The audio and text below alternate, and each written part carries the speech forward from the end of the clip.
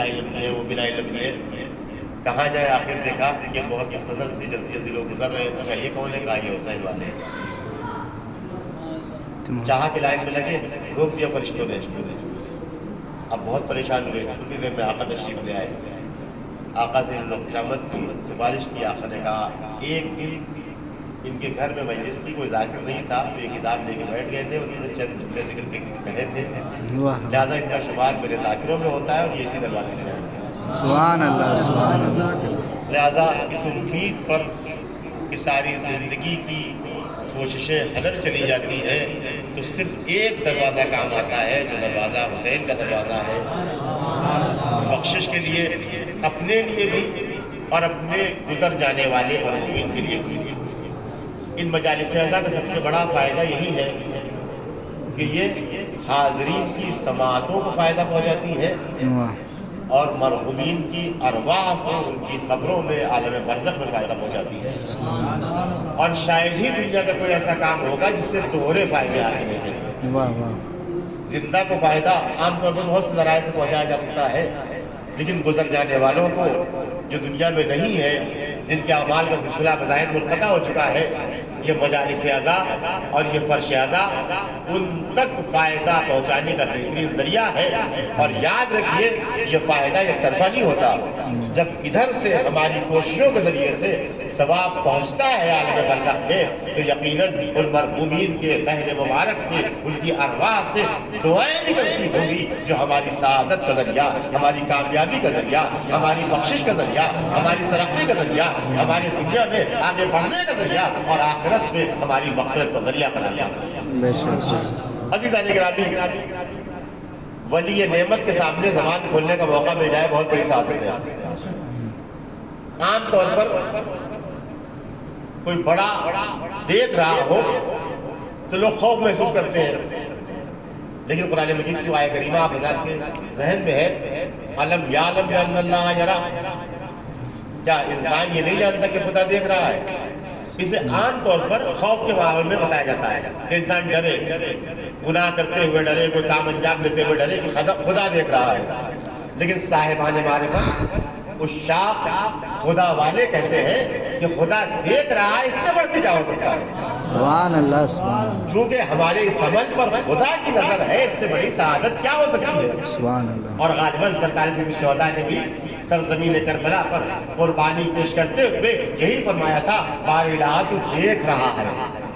جب تو دیکھ رہا ہے تو پھر ہمیں کسی مصیبت کی پرواہ نہیں ہے. اور شاید یہی نقطۂ نظر دربار میں ظالم کی آنکھوں میں آنکھیں ڈال کے کہہ رہا تھا، جب خدا دیکھ رہا ہو تمہارا آئی تو اللہ جمیلہ، تو اس کے علاوہ کچھ ہوتا ہی نہیں ہے. تم سوچ رہے تھے کہ ہمیں زحمتیں دے کے پریشان کر رہے ہو، ہم دیکھ رہے تھے ہمارا خدا جزا دینے کے لیے جلدی سے آمادہ ہے کہ کب یہ ہمارا بندہ زحمتیں برداشت کر کے ہماری بارگاہ میں آئے. ادھر سے آواز آئے، میری جنت میں داخل ہو جا، اس حالت میں کہ تو مجھ سے راضی ہے اور میں تجھ سے راضی ہوں. سبحان اللہ. اللہم صلی علی محمد وآل محمد. تو عزیزان گرامی، چونکہ مولا کی بارگاہ میں البتہ مجلس جہاں بھی ہوتی ہے مولا دیکھتے ہیں، مولا کا احاطہ ہے، مولا اشراف رکھتے ہیں اور ہمارا عقیدہ یہ ہے. لیکن پھر بھی جب اتنی قریب آنے کا موقع ملے تو یہ بہت بڑی سعادت ہے کہ مولا دیکھ رہے ہیں. مولا کی بارگاہ میں لب کشائی کی اجازت ملی ہے. اس کا مطلب یہ ہے کہ شاید کسی کی دعا کام آ گئی، شاید کسی بزرگ نے یہ دعا دی ہو کہ مولا کی بارگاہ میں ان کا ذکر کرنے کی سعادت ملی. ناز اس لیے کیا جا سکتا ہے، یہ تو ظاہر ہے غرور اللہ کو پسند نہیں ہے، لیکن حسین کی بارگاہ سے نکلا ہوا غرور اللہ پسند بھی کر لیتا ہے. سبحان اللہ. ایک ہی موقع تھا جہاں پر غرور کی سزا کے نتیجے میں عذاب ملا تھا، عتاب ملا تھا، اور پھر اسی سزا کو جب اس بارگاہ سے معاف کیا گیا تو دوبارہ اکڑ بڑھ گئی، ناز بڑھ گیا. اب کچھ جیسا کون ہے؟ واہ واہ. کل تو فرشتہ تھا، آج حسین کا آزاد کیا ہوا ہوں. صلوات بھیجے پر محمد و آل محمد. اللہم صلی علی محمد وآل محمد. لہذا اس عظیم بارگاہ میں یہ سعادت شرف ہے انشاءاللہ آخرت کے لیے. خاص طور پر میں نے جو آیت کریمہ آپ حضرات کے خدمت میں پیش کی، ایک جز بہت مشہور ہے لیکن میں نے پوری آیت کریمہ آپ حضرات کی خدمت میں پڑھی ہے، سورہ مبارکہ شورى کی. ذالک الذی یبشر اللہ عبادہ الذین آمنوا وعملوا الصالحات. یہ وہ بشارت ہے جو خداوند عالم دیتا ہے اپنے ان بندوں کو جو ایمان والے ہیں، صاحبان ایمان ہیں اور عمل صالح انجام دیتے ہیں. یہ وہ بشارت ہے. قل لا اسألکم علیہ اجرا الا المودۃ فی القربى. کہ میرے حبیب کہہ دیجئے کہ ہمیں کچھ نہیں چاہیے اپنی رسالت کی اجرت میں سوائے قربا کی محبت کی. اس کے بعد وَمَن يَقْتَرِفْ حَسَنَةً، جو نیکی حاصل کرے گا، اقتراف چلو میں بھرنا، جو نیکی حاصل کرے گا نزد لہو حسنۃ، ہم اس کی نیکیوں میں اضافہ کریں گے. خود کتنی حاصل کر پائے گا؟ کیا اوقات ہے انسان، کتنا بڑا وجود ہے انسان کا. آپ توجہ فرمائیں، رحمت پروردگار ومن یقترف حسنۃ، وہ نیکی کی طرف بڑھے گا، وہ تھوڑی سی نیکی حاصل کرے گا، وہ چھوٹا ہوتے ہوئے تھوڑی نیکی حاصل کرے گا، ہم اکبر ہوتے ہوئے اس کا دامن نیکیوں سے بھر دیں گے. سبحان اللہ. محمد و آل محمد. اللہم صلی علی محمد و آل محمد. ومن یقترف حسنۃ، جو نیکی حاصل کرے گا نزد لہو حسنۃ، ہم اس کی نیکیوں میں اضافہ کریں گے. کم نہیں تھا کہ خدا نیکیاں دے دے اپنی طرف سے، لیکن کتنا کریم ہے وہ معبود، صرف نیکیاں نہیں دے گا. اس نے اعلان کیا ان اللہ غفور شکور، شکور. بے شک اللہ بخشنے والا بھی ہے. وہ بھی مبالغے کا صیغہ استعمال کیا. اللہ بہت بخشنے والا ہے، اور پھر بخشنے کے ساتھ ساتھ بخش دیا، یہی کیا کم کرم تھا. شکر ادا کرنے والا ہے، بہت زیادہ شکر ادا کرنے والا ہے. عزیزان گرامی، خداوند عالم جس نے ساری کائنات سے مطالبہ کیا تھا کہ کائنات والے اس کا شکر ادا کریں، وہ اس آیت کریمہ میں جہاں آل محمد کی محبت کا تذکرہ ہے ان افراد کے لیے جو ایمان والے ہیں، جو عمل صالح والے ہیں، جو نیک عمل انجام دینے والے ہیں، ان کے مرتبے کو پہچانے، ان کی عظمت کا اندازہ لگائیں. خداوند عالم اعلان کرتا ہے کہ اللہ بخشنے والا بھی ہے، اور وہ لوگ اس لائق ہیں کہ خدا ہوتے ہوئے ان کا شکر گزار نظر ہے. صلوات بھیجے محمد و آل محمد. اللہم صلی علی محمد و آل محمد. اور یہ آیت کریمہ جہاں پر ہے قرآن مجید کی سورہ مبارکہ شورى میں، اس سے پہلے ایک اور آیت ہے. ظاہر میں آیت کی تفسیر اس میں تذکرہ ہے صاحبان ایمان کے لیے جنت کے باغ ہے. صاحبان ایمان کے لیے جنت کے باغ ہے. اس کے بعد تذکرہ ہے وَذَلِكَ الَّذِي يُبَشِّرُ اللَّهُ عِبَادَهُ الَّذِينَ آمَنُوا وَعَمِلُوا الصَّالِحَاتِ. عزیزان گرامی، آپ محسوس کریں خداوند عالم نے ان افراد کا تذکرہ کیا جو صاحبان ایمان ہیں، اور ان کے لیے جنت کے باغوں کا تذکرہ کیا. اس کے بعد اعلان کیا. سوچنے کی بات یہ ہے کہ عرب کے وہ افراد جو کھلی ہوئی گمراہی میں مبتلا تھے، جن کے پاس نہ کوئی ادب تھا، نہ کوئی تہذیب تھی، نہ کوئی ثقافت تھی، نہ کوئی کلچر تھا، نہ کوئی ترقی کی امید تھی، صحراؤں میں، بیابانوں میں مولا کائنات کے نہج البلاغہ میں منظر کشی کی ہے ان کی زندگی کی. کس انداز کی زندگی میں سفر رہے تھے. ان جاہل اور گمراہ عربوں کو اس لائق بنا دیا کہ جنت کے باغات کی سیر کریں. عرب نے اس بیابان سے اٹھایا اور اس لائق بنا دیا کہ جنت کے باغوں کی سیر کریں. جب ان جاہل اور گمراہ بد تہذیب، بے تہذیب آراب کو خداوند عالم نے اس لائق بنا دیا، کس کے ذریعے سے؟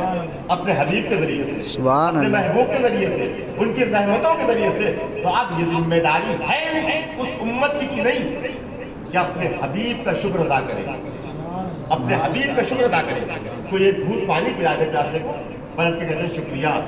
کوئی محبتوں سے پیش آ جائے، پلٹ کے کہتے ہیں شکریہ. کوئی ایک پھول پیش کر دے، پلٹ کے کہتے ہیں شکریہ. عزیزان گرامی، پیغمبر اسلام کی زحمتوں کا اندازہ لگائیں. یہ ماہ ربیع الاول عظمت پیغمبر کا مہینہ ہے. اس ماہ ربیع الاول میں پیغمبر کی زحمتوں کا اندازہ لگائیں. کیسے ماحول کو اس طرح بدلا کہ وہ بد تہذیب اور جاہل عرب اس لائق ہو گئے قیصر و کسریٰ کی آنکھوں میں آنکھیں ڈال کے گفتگو کرنے لگے اور بڑے بڑے شہنشاہوں کو اپنے قدموں کے تلے روندنے کے لائق ہو گئے۔ عزیزان اکرام، دنیا میں بھی کامیاب ہوئے اور جنت کے باغوں کے حقدار بھی ہوئے۔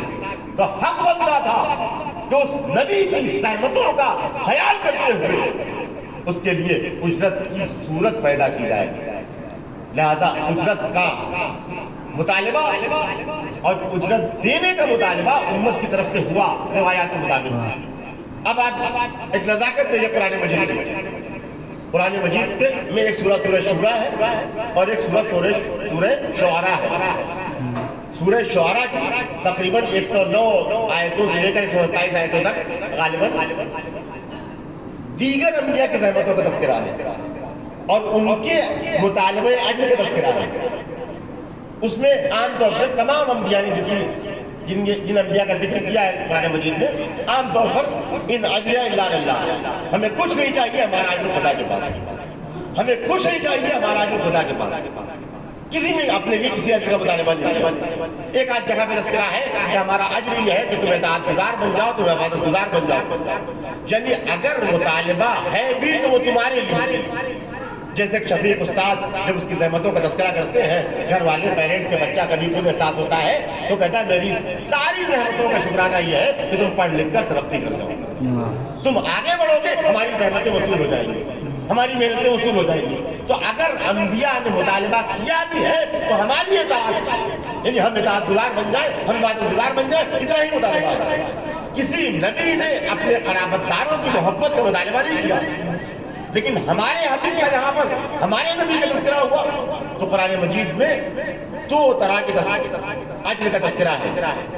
ایک قُلْ لَا أَسْأَلُكُمْ عَلَيْهِ أَجْرًا إِلَّا الْمَوَدَّةَ فِي الْقُرْبَى، اے میرے حبیب کہہ دیجئے کہ ہمیں اجر میں کچھ نہیں چاہیے سوائے قربا کی محبت کے۔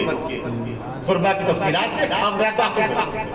دوسری جگہ پر تذکرہ ہے مَا سَأَلْتُم مِّنْ أَجْرٍ، سورہ فرقان میں، مجھے کوئی اجر نہیں چاہیے، میں نے کسی اجر کا مطالبہ نہیں کیا، الا من شاء ان یتخذ الی ربہ سبیلا، سوائے اس کے کہ جو چاہتا یہ ہے کہ اپنے رب کی طرف، اپنے رب کے راستے پر چلے۔ تو عزیزان اکرامی دو مطالبے ہیں، دو اجر مانگے ہیں، ایک قربا کی محبت اور ایک اللہ کے راستے پر چلنا، دو اجر مانگے۔ اور آپ محسوس کرتے ہیں عزیزان اکرامی، علماء دین کے سامنے گفتگو کرنا ایسے موضوعات پر بڑا آسان ہے۔ اللہ حصر کے لیے استعمال ہوتا ہے، استثناء کے لیے، لیکن جب نفی کے بعد ہو تو حصر کا فائدہ پہنچاتا ہے۔ قرآن مجید کی دونوں آیتیں، قُلْ لَا أَسْأَلُكُمْ عَلَيْهِ أَجْرًا إِلَّا الْمَوَدَّةَ فِي الْقُرْبَى، ہمیں کچھ نہیں چاہیے صرف قربا کی محبت، ہمیں کچھ نہیں چاہیے صرف اللہ کے راستے پر چلنا۔ عزیزان اکرامی، حصر کسی ایک چیز میں ہوتا ہے، حصر دو چیزوں میں نہیں ہو سکتا۔ آپ کہیے میں صرف 40 پر آؤں گا عراق مثال کے طور پر اور صرف عاشورہ پر آؤں گا، تو یہ دو صرف نہیں ہو سکتے، یا صرف 40 ہو سکتا ہے یا صرف عاشورہ ہو سکتا ہے۔ اگر دو ہو گئے تو صرف نہیں بچا، حصر نہیں بچا۔ حصر کے لیے ضروری ہے کہ ایک ہو، لیکن قرآن مجید کی آیات اگر آپ ملاحظہ فرمائیں گے تو قرآن مجید کی آیات میں پیغمبر نے جب اجر کا مطالبہ کیا، اِلَّا الْمَوَدَّةَ فِي الْقُرْبَى، صرف قرابت داروں کی محبت، اِلَّا مَن شَاءَ أَن يَتَّخِذَ إِلَىٰ رَبِّهِ سَبِيلًا، اللہ کے راستے پر چلنا۔ معبود یہ دو صرف کیسے ہو گئے؟ یہ دو صرف کیسے ہو گئے؟ جب حصر تھا تو کسی ایک میں ہونا چاہیے۔ عزیزان اکرامی، شاید خداوند عالم جواب دے، قرآن کو قرآن سے سمجھو، اس کا مطلب یہ ہے کہ جو قربا کی محبت ہے وہی اللہ کا راستہ ہے، جو اللہ کا راستہ ہے وہی قربا کی محبت ہے۔